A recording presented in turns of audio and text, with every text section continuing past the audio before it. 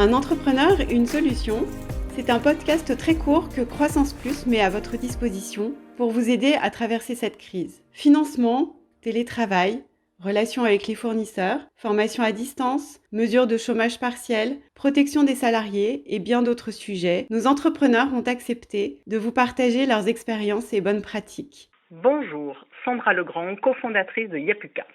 Alors, effectivement, l'idée c'est de se dire, on est tous très surpris, voire même choqués par cette crise.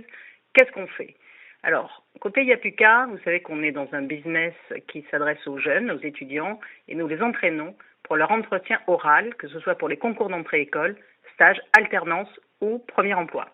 Alors effectivement, avec l'annulation des concours écrits, bien sûr, mais aussi des entretiens à l'oral, notre business B2C s'est un peu effondré. Alors, nous avons fait plusieurs choses. La première, c'est de travailler le côté charge et cash. Côté charge, on a essayé de diminuer un certain nombre de choses, notamment nos rémunérations. On a fait tous un effort, y compris les cofondatrices. On a suspendu un petit peu le loyer coworking. On a mis en stand-by certains projets non prioritaires. Et bien sûr, on a gardé ce qui était important, SEO, techno, etc. Côté trésorerie, cash, on a décalé les emprunts, les remboursements d'emprunts. Ça, c'est fait. On va décaler les charges URSSAF. Ça, c'est en cours. On a mis une personne en chômage partiel et on a demandé les fameux prêts PGE, BPI, banque. Et surtout, on est allé rentrer tous les encours clients, tout ce qui était dehors. On a récupéré notre crédit TVA et on a continué un petit peu une petite opération d'equity que nous avions en cours. On discute avec des banques pour ouvrir une deuxième banque et bien sûr, on a des projets de recherche de financement avec la région, TPUP et BPI. Et puis côté activité, l'idée c'était effectivement de travailler la continuité de l'activité.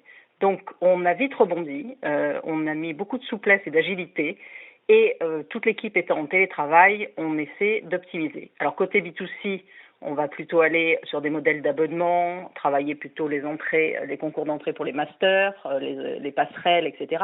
Mais surtout côté B2B, nous travaillons avec les écoles et là, nous avons fait de gros efforts pour travailler et continuer ce qu'on faisait avec les écoles, notamment les écoles en apprentissage qui ont besoin d'entraîner leurs jeunes.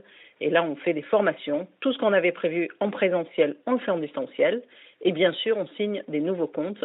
En tout cas, on essaie. Ça commence à fonctionner en disant effectivement qu'il nous faut accompagner avec les parcours employabilité, relations carrière, école, entreprise, les jeunes qui, de toutes les façons, doivent trouver de l'alternance, doivent trouver des stages et doivent surtout trouver un premier emploi en étant jeunes diplômés. Donc, on ne s'est pas laissé abattre, on a essayé au mieux de repositionner et surtout, on essaie d'accepter aucune annulation, aucun report de rendez-vous. On transforme tout en digital, en online, avec des outils comme Zoom, Blackboard, Teams, peu importe. Mais en tout cas, on continue et on se bat. Et puis, j'ai envie de dire, on anime notre communauté de coachs, puisqu'on a 130 coachs. Donc, on leur propose des interviews, on leur propose d'écrire du contenu et surtout d'intervenir dans nos formations en B2B école.